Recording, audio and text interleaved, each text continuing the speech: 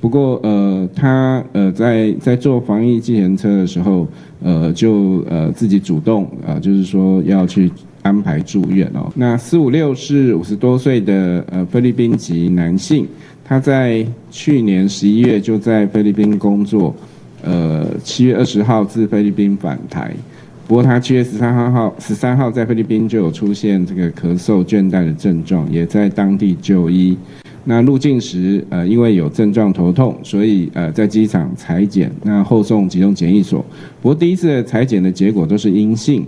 不过他在做防疫计程车的时候，就自己主动就是说要去安排住院哦，所以他也没有回家，就直接到这个医院去住院。那经过医院再次采检，那今日确诊哦。那有关他的接触者的部分，已经掌握了这个32人，那21人是这个同班机的前后2排的乘客，那我们会列为居家隔离的对象。